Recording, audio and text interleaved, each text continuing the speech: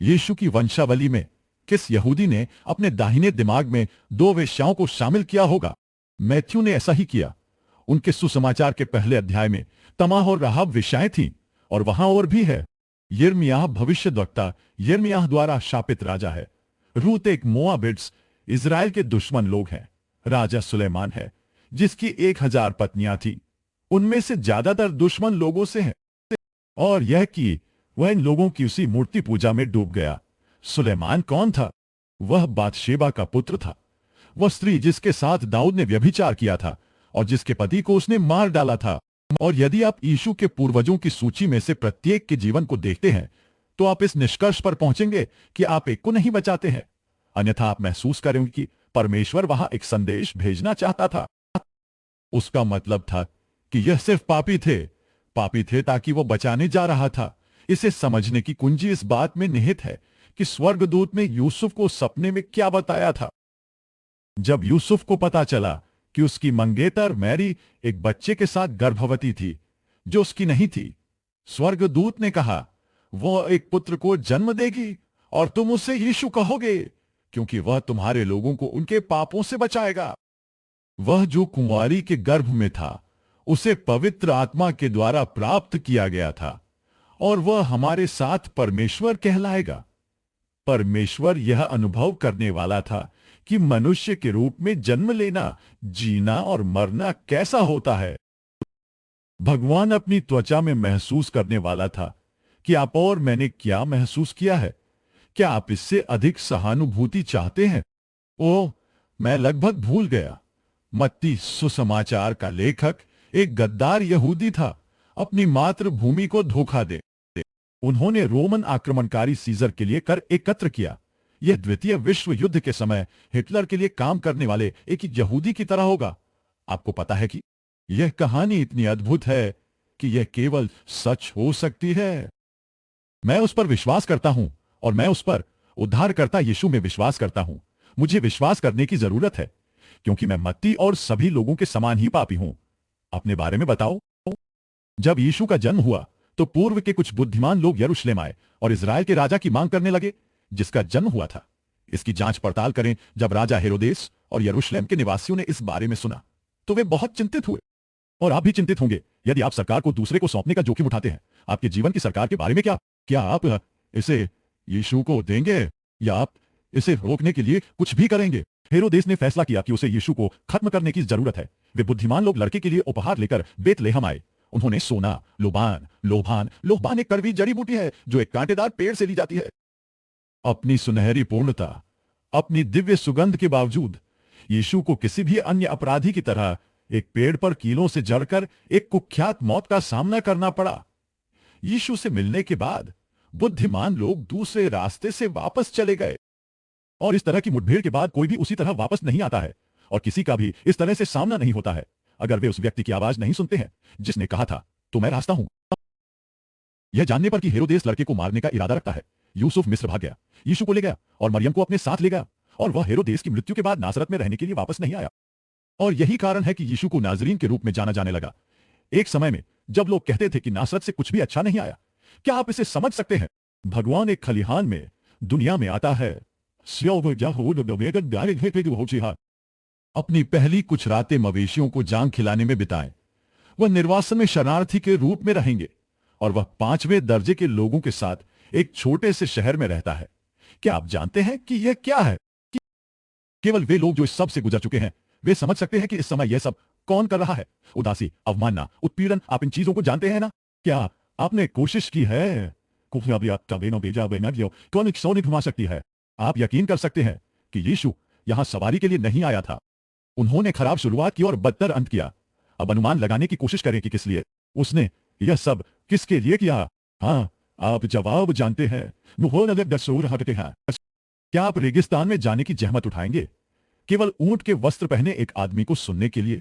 क्या होगा अगर आप जानते थे कि वह टिड्डियों और जंगली शहद को खिलाता है? मुझे वहां जाने में दिलचस्पी थी।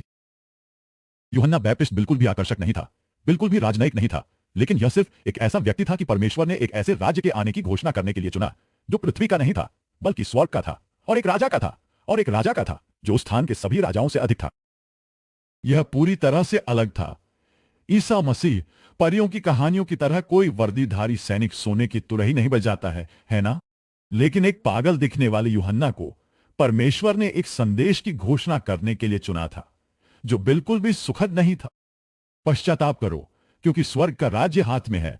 जिन लोगों ने यूहन्ना की बात सुनी और पश्चाताप किया, उन्हें उसके द्वारा यरदन नदी में बपतिस्मा दिया गया। किसने नहीं किया? खैर, कुछ लोग जिज्ञासा के कारण वहां गए और जो वे सुनना नहीं चाहते थे उसे सुना, जो वे सुनना नहीं चाहते थे उसे सुनना समाप्त कर दिया। यूहन्ना ने इन नागरिकों को, जो यहूदी समाज के अलग अलग नागरिक थे, वाइपर्स का एक झुंड कहा। लेकिन वे कौन थे?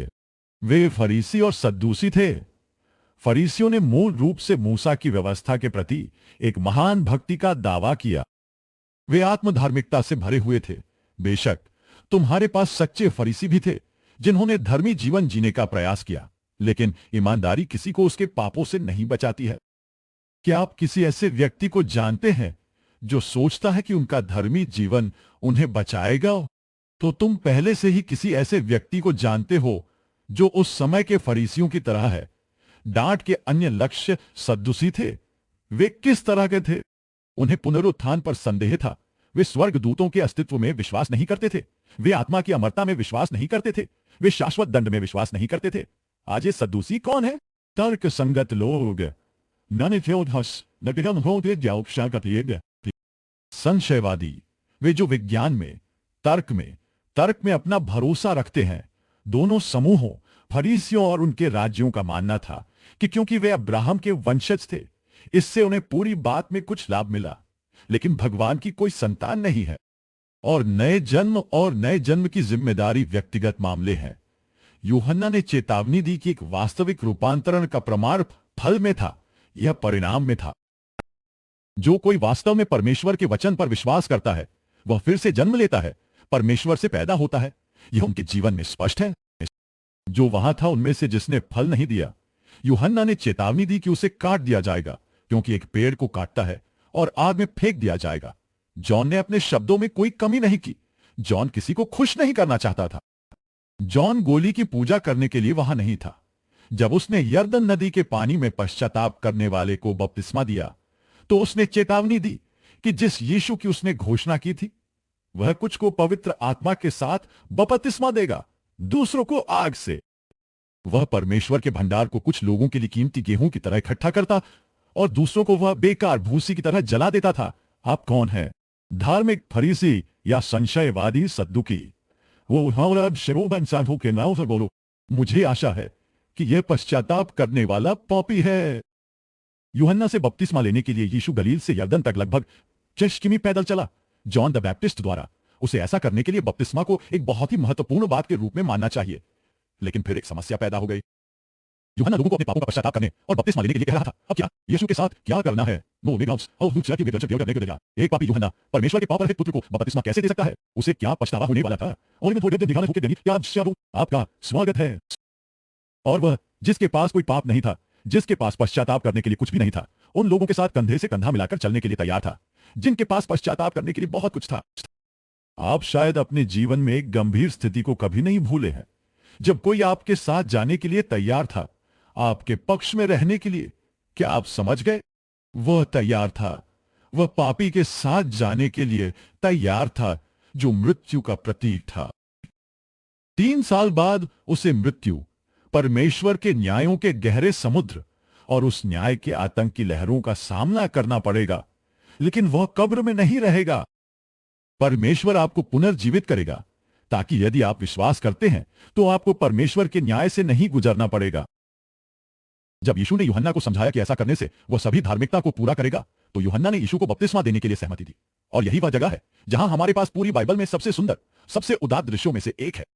जैसे ही वह पानी से बाहर आया, आकाश खुल गया और परमेश्वर का पवित्र आत्मा एक कबूतर के रूप में यीशु पर उतर आया।